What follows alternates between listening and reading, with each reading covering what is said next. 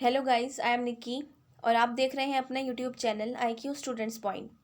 Guys, जैसा कि आप सबको पता है कि हमारे YouTube channel I Q student point पर political honours main course subject में से सेकंड सब्जेक्ट की स्टडी चल रही है। सो आज हमारी सेकंड क्लास है, उसमें हम why compare and method of comparison पढ़ेंगे। इससे पहले वाली वीडियो में मैंने आपको बताया था कि हमारा ये जो टॉपिक है वो उससे लिंक्ड है। सो आप लोग जब उसके नोट्स बनाओ तो ये वाले इस टॉपिक के नोट भी आप उसमें ऐड कर दीजिएगा क्योंकि ये आपस में लिंक्ड हैं। ओके, हम स्टार्ट करते हैं। So let's start. सबसे पहले हम इसका इंट्रोडक्शन देखते हैं कि बहुत सारे विद्वान जो हैं उन लोगों ने इस बारे में अलग अलग तर्क दिए हैं कि मतलब हमारा टॉपिक ही यही है कि तुलना और तुलनात्मक विधियाँ, बहुत चीज़ें, बहुत सारे विद्वानों ने इसको कंपेयर किया है, बहुत सारे मेथड्स निकाले हैं, हज़ार चीज़ें दी हैं। तो हज़ार से भी ज़्यादा विद्वान, बता नहीं सकते कितने विद्वानों ने तुलनात्मक प्रणाली शब्द में किसी एक खास तरीके का उचित रूप से बोध नहीं होता, उन्होंने ये बोला है। लेकिन समाज के विशाल सामाजिक पहलू और संस्थागत पहलू और समाज के विभिन्न वर्गों में विशेष ध्यान देने और सामाजिक विश्लेषण पर विशेष जोर दिया जाता है। ये तुलनात्मक प्रणाली जो है, तुलनात्मक राजनीति, इसको एक अलग से मतलब एक टॉपिक नहीं दिया गया है, लेकिन इसके अंदर समाज की देखरेख करना, उनके काम कार्य, उनकी इम्प्लीमेंटेशन, सब चीज़ें करना, वो सब आता है। इसमें बहुत सारे विद्वानों ने अलग अलग डेफिनेशंस दी हैं, लेकिन जो सबसे ज़्यादा इंपॉर्टेंट है, लास्ट वेल, ये मैं आपको पिछली वीडियो में भी पढ़ा चुकी हूँ, इनकी ही डेफिनेशन मैंने इसमें लिखी है। सो ये बोलते हैं कि कोई भी ऐसा व्यक्ति जो राजनीतिक विशेषताओं के प्रति वैज्ञानिक दृष्टिकोण रखता हो, उसके लिए स्वतंत्र तुलनात्मक तरीके का विचार दकियानुसी विचार जैसा लगता है, क्योंकि दृष्टिकोण के तुलना अपरिहार्य होते हैं। उन्होंने ये बोली है बात कि कोई भी व्यक्ति हो जो पॉलिटिकल, जो इम्पोर्टेंस है उसकी, उसमें साइंटिफिक पर्सपेक्टिव रखता हो, उसके लिए एक स्वतंत्र तुलनात्मक तरीके का विचार दकियानुसी विचार है, बहुत पुराना विचार है। मतलब क्योंकि वैज्ञानिक दृष्टिकोण में तुलना अपरिहार्य है, जो साइंटिफिक पर्सपेक्टिव है उसमें तुलना अनिवार्य है, ज़रूरी है। लेकिन रेखांकित किया जाता है कि विद्वान तुलनात्मक तरीके को माप का तरीका नहीं बल्कि विद्वानों के साम्राज्यवादी संबंधों का पता लगाने का एक तरीका मानते हैं। वो ये बोलते हैं कि ये एक हर चीज़ को मापने का तरीका, मेजर करने का तरीका नहीं है, ये साम्राज्यवादी संबंध जो है उनको पता लगाने का तरीका है। तो राजनीतिक विज्ञान को जिन कई भागों में विभाजित किया गया है, उन कई क्षेत्रों या उपभागों में तुलनात्मक राजनीति मात्र एक ही है। कंपैरेटिव पॉलिटिक्स को बहुत सारे एरिया में डिवाइड किया गया है, लेकिन उन सब में डिवाइड करने के बावजूद भी कंपैरेटिव पॉलिटिक्स एक अलग ही चीज़ है, जिसमें वास्तविक स्तर के बजाय क्रमबद्ध तरीका अपनाया जाता है। तुलनात्मक राजनीति के विषय और सीमा बहुत अच्छी तरह से परिभाषित नहीं की गई हैं कि किसी एक फिलोसफर ने इसको बहुत अच्छे से बताया हुआ नहीं, किसी ने इसको बहुत अच्छे तरीके से नहीं बताया। और कुछ विद्वानों ने तो तुलनात्मक राजनीति को झंझटों का केंद्र भी बताया है कि बहुत सारे झंझट है इसमें। कभी कुछ देखना, किसी चीज़ को कंपेयर करना, दो चीज़ों को कंपेयर करने के बाद बाकी चीज़ों से कंपेयर करना, बहुत सारी चीज़ें हो जाती हैं इसमें, क्योंकि इसमें तुलना पर विशेष जोर दिया जाता है।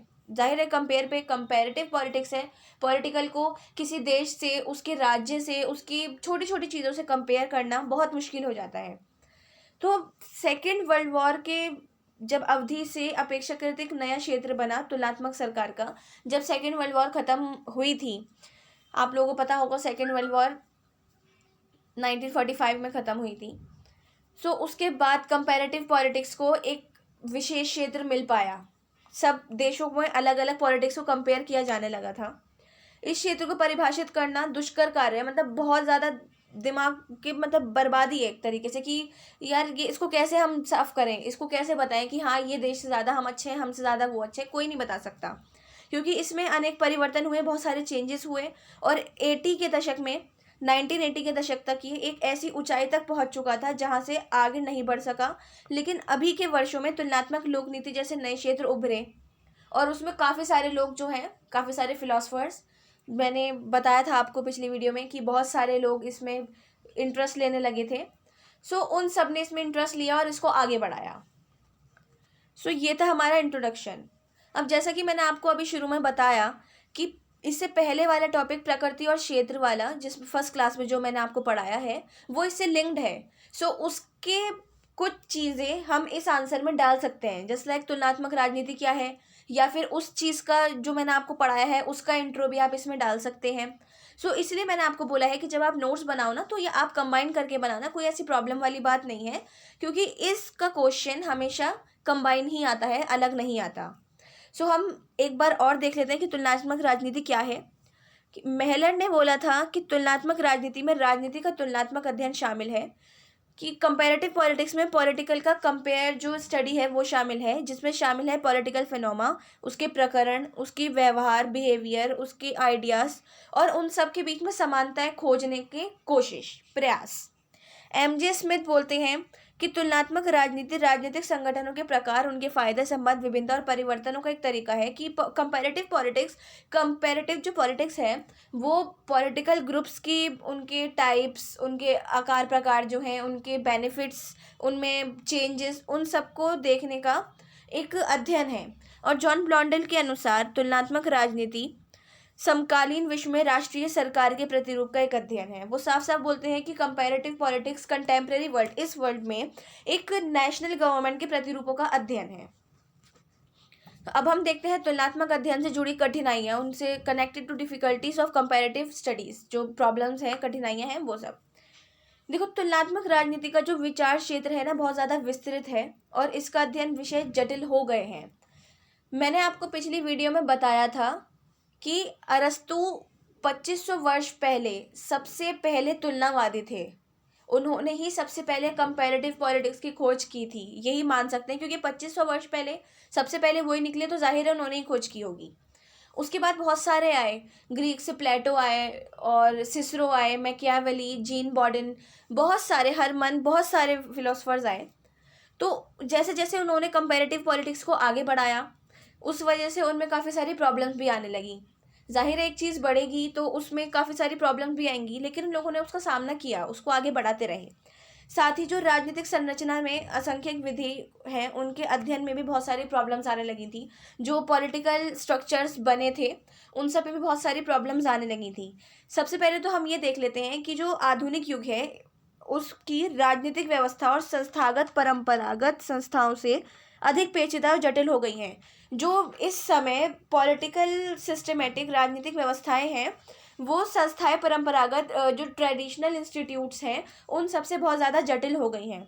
तुलनात्मक विश्लेषण के अध्ययन, अब जो कंपैरेटिव एनालिसिस हैं उसके अंदर सिर्फ और सिर्फ विधानमंडल, कार्यपालिका और न्यायपालिका, एडमिनिस्ट्रेटिव, एग्जीक्यूटिव और लेजिस्लेटिव, सिर्फ यही आते हैं। और इनका अध्ययन संस्थाओं पर, आर्थिक, उसके सामाजिक, उसका सांस्कृतिक, इन सब चीज़ों पर जो प्रभाव पड़ता है ना, उसको देखना होता है। तुलनात्मक शासन और राजनीति का अध्ययन करने वाले विचारकों के लिए विभिन्न देशों की भाषाओं का जानना बहुत ज़रूरी है। मतलब इन्होंने ये बताया है इसमें कि जो विचार तुलनात्मक अध्ययन पर विचार कर रहे हैं, उसके बारे में खोज रहे हैं, जान रहे हैं, उन सबको अलग अलग देशों की भाषाएं, उनका जो कल्चरल है, वो सब, हर चीज़ को जानना बहुत ज़्यादा ज़रूरी है। जाहिर है तभी तो कंपेयर कर पाएंगे। अब एग्जाम्पल के लिए आप लोग दो लोगों को ले लो जो एक जैसे कपड़े पहने हुए हैं, लेकिन उनमें हज़ारों लोग फिर भी उनको कंपेयर करके अलग अलग कर ही देंगे कि नहीं ये इसमें ज़्यादा अच्छा लग रहा है, ये इसमें ज़्यादा अच्छा लग रहा है। तो तुलनात्मक राजनीति विश्लेषण में राजनीतिक व्यवहार का अध्ययन बहुत ज़्यादा ज़रूरी है। जो कंपैरेटिव पॉलिटिक्स एनालिसिस है उसमें पॉलिटिकल बिहेवियर को पढ़ना बहुत ज़्यादा ही ज़रूरी है। इसके संबंध में बहुत सुगमताएं उपलब्ध नहीं होती हैं। उदाहरण के लिए एक निरंकुश शासन के बारे में बिल्कुल सही है, क्योंकि वह नीति निर्धारक का व्यवहार गोपनीय और अवधारणा में छुपा रहता है। वही लोकतांत्रिक व्यवस्थाओं में भी जनहित की आड़ लेकर महत्वपूर्ण तथ्यों को प्रकाश करने में दिया जाता है। राजनीतिक व्यवहारों से संबंधित परिणामों की संख्या इतनी ज़्यादा है, जो पॉलिटिकल बिहेवियर्स है ना, उनसे संबंधित जो चीज़ें हैं वो बहुत ज़्यादा हैं, इतनी ज़्यादा है इनको गिना भी नहीं जा सकता और इनको गिनना बहुत ज़्यादा मुश्किल भी है। उदाहरण के लिए एक मतदाता मत देते समय अनेक तथ्यों प्रभावित हो सकता है कि तुलनात्मक राजनीति विश्लेषक इनकी अनेकता को अनदेखा नहीं कर सकता। तुलनात्मक राजनीति में निर्णय और नीति के निर्धारण के राजनीतिक संस्थाएं जो कंपैरेटिव पॉलिटिक्स है उसमें डिसीजन और जो नीतियां हैं उनके निर्धारण, उनको इम्प्लीमेंट में political structures, political institutes, political behaviour बहुत ज़्यादा महत्वपूर्ण भूमिका निभाते हैं। इसके संबंध में 3 के मतलब स्थापित किए गए हैं और कठिनाइयाँ भी बहुत सारी आई हैं। तुलनात्मक राजनीति विश्लेषण के अंतर्गत जो पॉलिटिकल कंपैरेटिव है उसके एनालिसिस के अंदर बहुत ज़्यादा जानने वाली शब्दावलियाँ जो हैं, शब्दावलियाँ आप समझते होंगे, डेफिनेशन, उसके वर्ड्स वगैरह, वो बहुत ज़्यादा मुश्किल हो गए हैं। अब इसके अंतर्गत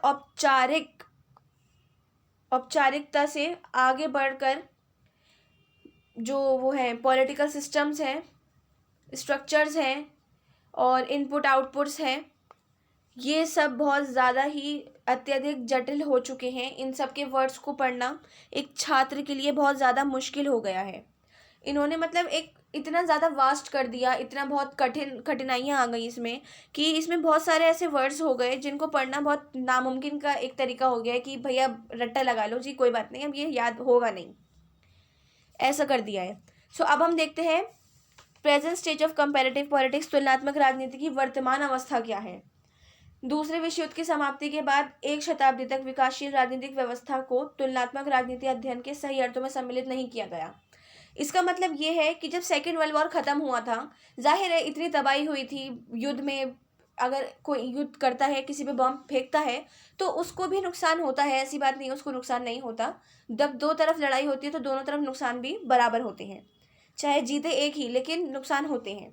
तो जब सेकेंड वर्ल्ड वॉर समाप्त हो चुका था तब पूरी एक शताब्दी तक राजनीतिक व्यवस्थाएं जो है पॉलिटिकल सिस्टम को कंपैरेटिव पॉलिटिक्स में एक सीधे अर्थ के तौर पर नहीं लाया गया।